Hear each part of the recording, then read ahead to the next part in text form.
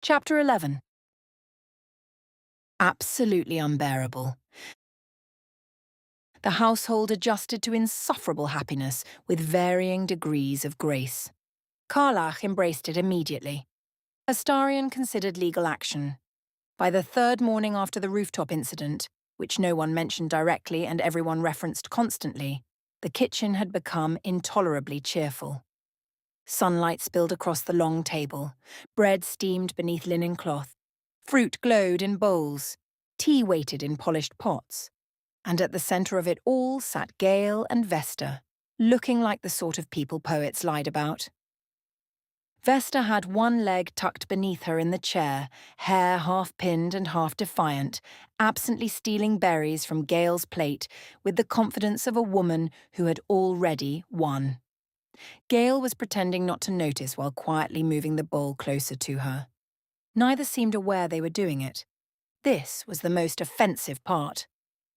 Astarion stood in the doorway holding a goblet of something red and expensive. "Well," he said. No one looked up. "They're still in love." Karlach snorted into her tea. "Sit down, dramatic bat." "I refuse to normalize this." He entered anyway, taking his usual chair in the shadows with the solemnity of a man attending state funerals. "The wizard glows," he continued, eyeing Gale narrowly. "The redhead beams. They stroll about fulfilling dreams. They smile at breakfast." He shuddered delicately. "I need more wine to shield my eyes." Karlach laughed so hard she nearly upset the butter dish. "Oh, hush your mouth, you gorgeous pain. You love those two." "I tolerate them. You adore them. I survive them. You watched their first kiss from behind a curtain." "That was tactical surveillance." Vesta choked on tea. Gale closed his eyes briefly. "I had suspected an audience," he said. "You had no such thing," Astarion replied. "You were rather distracted." Karlach pounded the table. "Gods, I love mornings!" For all his complaining, Astarion's gaze softened when it drifted back to the pair. He noticed Gale laughing more easily now. Not performing wit, not apologizing for joy. Simply laughing. He noticed Vesta sitting still long enough to finish a meal, one hand resting on the table near Gale's, without seeming ready to bolt from the room or her own skin. He noticed how each of them glanced instinctively for the other whenever something amusing happened. Disgusting details. He was very pleased. Naturally, he said none of this. Instead, he pointed at them with his goblet. "You've become unbearable." "Noted," said Gale. "High praise," said Vesta. Karlach grinned between them like a delighted conspirator. "You know what I like best?" "No," said Astarion. "Didn't ask," said Vesta. "Yet continue," said Gale. Karlach ignored all three. "You two look lighter." That quieted the room. Vesta glanced sideways at Gale. He met the look with surprising steadiness. There was no false modesty in him now, no instinctive retreat from being seen, just truth. "I believe," he said carefully, "I spent some years confusing restraint with disappearance." Vesta reached for his hand beneath the table and found it at once. "And I spent some years confusing motion with freedom." Karlach's eyes shone immediately. Astarion groaned. "There they go again. Healing aloud." "It's beautiful," Karlach informed him. "It's moist." "It is not moist," Gale said sharply. "It's a figure of speech." "It is a terrible one." Vesta laughed so suddenly she had to set down her cup. "There he is," she said. Gale blinked. "Who?" "The man who argues with adjectives. I defend language. You flirt with prose. I absolutely do." Their smiles met and held. Astarion rose abruptly. "I cannot survive another minute of this." "You've sat through worse," Karlach said. "I have endured torture with cleaner aesthetics." Before anyone could answer, the kitchen door swung open hard enough to rattle the latch. Will strode in windblown and bright-eyed, coat dusted with road grit, sword at his hip, and purpose in every line of him. "Karlach." She was on her feet before he finished the word. You found something? He grinned. A lead. Mizora's trail. South Road by noon if we move fast. The room changed shape at once. Excitement flashed across Karlach's face like sunrise. Then something fiercer. Hope. Oh, hells yes.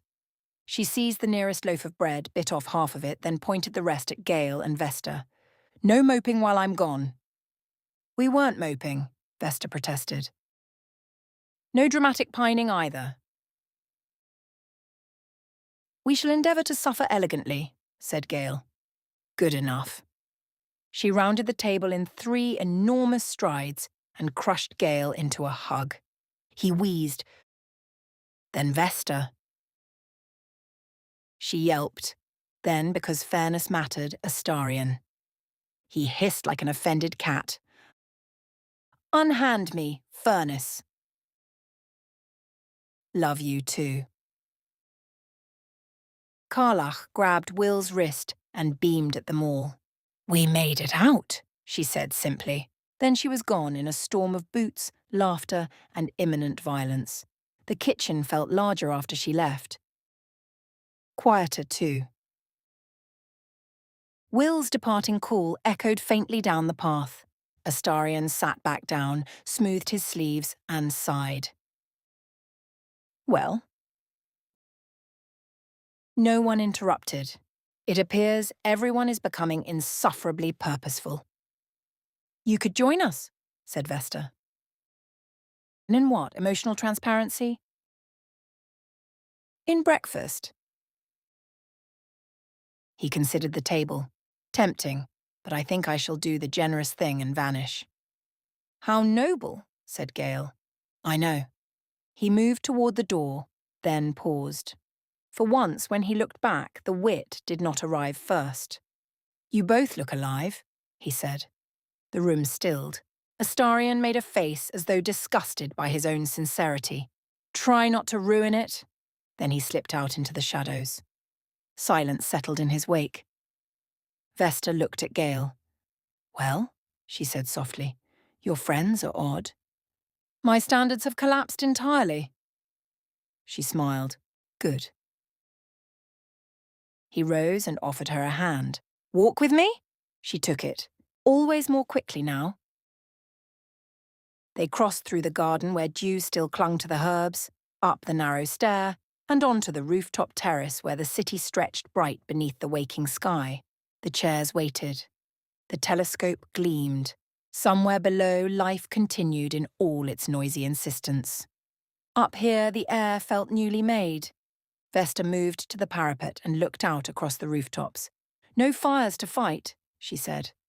No gods to dismiss, said Gale. No lessons?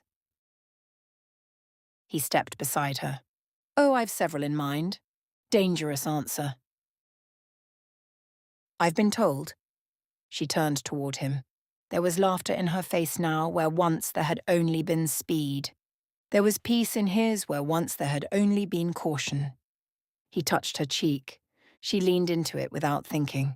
No armor left to consult. No towers high enough, she said quietly, to hide from me now.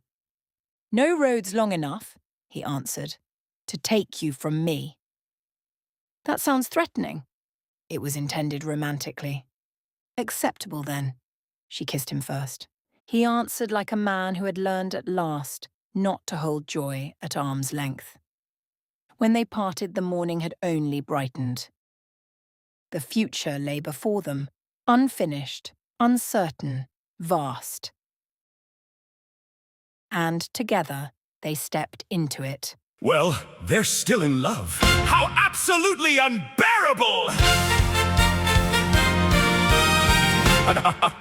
The wizard glows, the redhead beams. They stroll about fulfilling dreams. They smile like dawn, they speak in sighs. I need more wine to shield my eyes. Oh, hush your mouth, you dramatic bat. You love those two, admit all that. We fought through fire, feared doom and flame. Let people kiss you, gorgeous pain. I never said. You always show The softest heart beneath the show. Absolutely unbearable. Look at them, it's terrible. happy, healed, and glowing too. Disgusting things that lovers do. Absolutely unbearable. Still we guard them anywhere at all.